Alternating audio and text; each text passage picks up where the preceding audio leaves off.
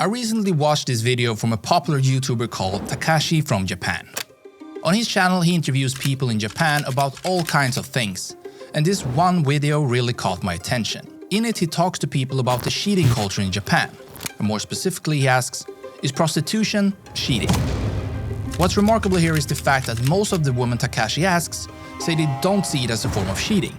Now, obviously this isn't the answer that the whole population would give, as Japan is a huge country with over 123 million people. But I figured there was a story somewhere behind these answers. So this is Japan's odd cheating culture. Before we talk about how Japanese people might see this type of work differently from other cultures, let's remember that in a country as populous as Japan, not everyone will agree on something, least of all something like this. Views on this type of work will differ among people from different regions, of different ages, of different socio-economic backgrounds, and even just person to person. That said, some opinions seems to be more common in Japan than elsewhere.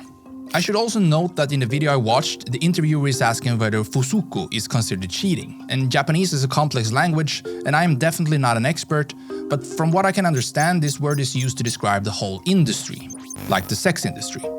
But most of that is based around conversation, dancing, bathing, and other things to remain legal. Because prostitution, as you think of it, isn't legal in Japan.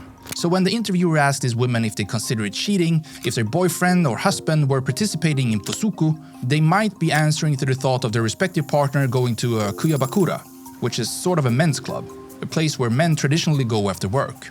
Now with that out of the way, we're still in for a ride when it comes to this culture. So we stated this type of work isn't legal in Japan, but it's not a black and white issue.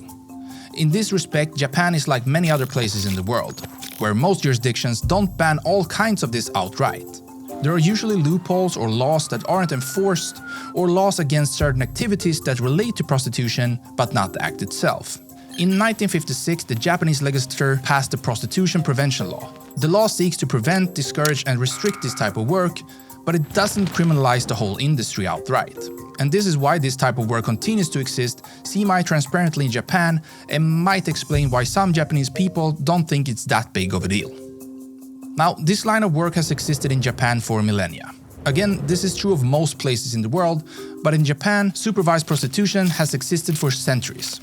At some point, probably during the 17th century, the government began setting up red light districts. These areas were known as yukako, and were officially recognized by the government in contrast to okabasho, which were places where prostitutes and brothels operated illegally. After World War II, prostitution boomed in Japan. There were many young women, fewer young men because of wartime casualties, and not a lot of jobs. However, there were lots of US and other Allied soldiers there as part of the post-war occupation of Japan. And it's not hard to figure out what happened next. The popularity of this line of work disturbed the Supreme Allied Command in charge of Japan during this time, so they abolished the yukako system. In the following years, both the Allied Command and the Japanese government took steps to discourage the industry, but they never banned it outright though, and it exists to this day. And as I said before, fusuku isn't usually what you might call a brothel or a bordello. These are places where workers, usually women, entertain clients, usually men, in a variety of ways. This can include intimate touching, but it might not. Traditionally, these were places businessmen and laborers might visit after work. Bosses might even bring their employees to these places, and businessmen might bring clients. And this culture might not be as popular nowadays, but it's hard to tell. Fusuku don't keep rigorous records, especially if they operate on, well, the shadier side of things. And clients of these workers aren't always keen to come forward and identify themselves. But I figured maybe we can figure out how popular this industry is by looking at how much money it generates. In 2002, Japanese economist Takashii estimated that this entire industry in Japan was worth $193.3 billion a year. That figure represents 4.9% of Japan's gross domestic product. And Kadokura estimated that prostitution specifically generated $14.2 billion annually.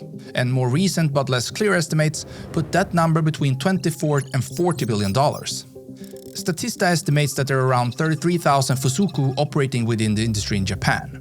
And in 2011, Japan's Model Press estimated that there were about 5,000 fusuku in Tokyo alone. Extrapolating from that, they guessed that 50,000 women worked in the industry in Tokyo.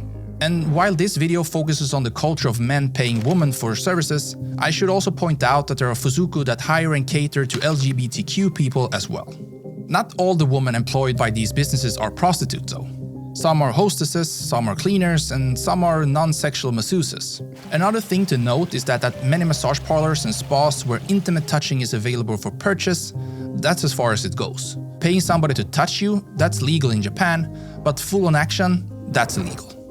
And I knew this type of work happened in Japan partly because I've heard about their famous love hotels. There are about 37,000 of these hotels in Japan, and they have small rooms designed for short stays, even for stays as short as 1 hour. And in many countries, only shady hotels offer hourly rates, but in Japan, love hotels are renowned for being clean and tidy.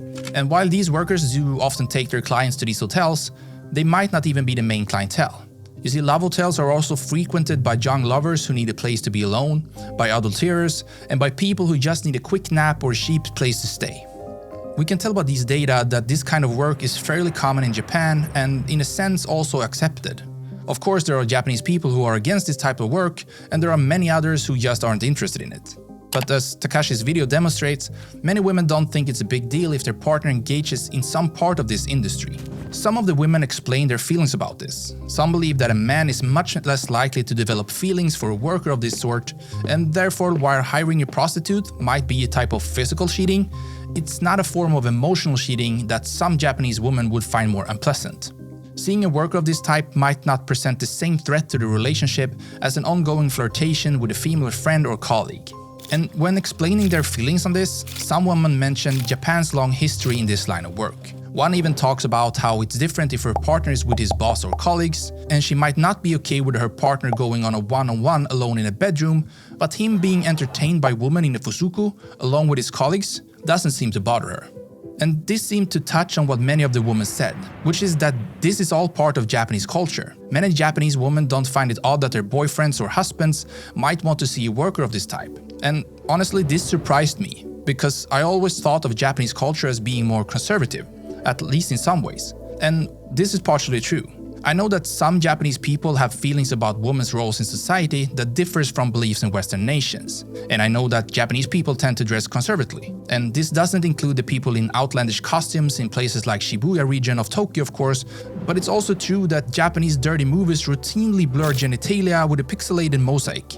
And even this seems conservative in its own way, even though this type of Japanese entertainment can also be, well, very different from what you find in other cultures.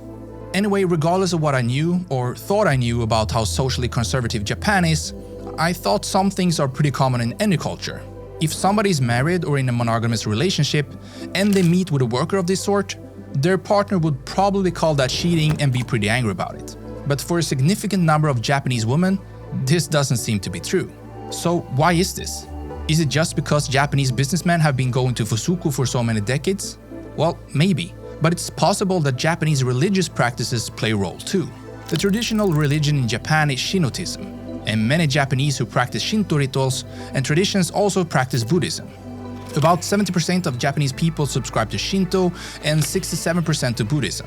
And making love is not a taboo in the Shinto religion, and there aren't many Buddhist restrictions on it either. So it's different from religions like Christianity, Islam, and Judaism. In fact, in Japanese history, there was something called Aruki Miko, and these were Shinto priestesses who wandered around the country performing religious services. And in some tellings of these stories, these priestesses also performed services of, well, the sensual type, making them kind of a sacred prostitute. And let's be clear here, it's not clear how true this is, but the stories are well documented, so the idea has definitely influenced Japanese culture. Many other countries have long traditions of this type of work too. For example, other Asian nations have developed entire industries around this that cater specifically to tourists. Governments often turn a blind eye to this type of work because they believe it encourages foreigners to visit their country and spend money. And this is another way in which Japan seems different. The Japanese tourist industry is huge, yet there doesn't appear to be much of that type of tourism. In fact, many Japanese fuzuku don't allow tourists and Westerners. They prefer their clients to be Japanese. And it's not totally clear why this is. Maybe they don't think that foreigners will understand this type of Japanese culture, and it's possible they don't trust foreigners to be safe or even clean. Or maybe there's an overall desire to avoid showing this side of Japan to other cultures. There are other services available in Japan that are related to this industry but which aren't fusuku. For example, you may have heard of Japanese maid cafes. These cafes operate much like any other cafe in the world. You can buy your coffee, tea and baked goods.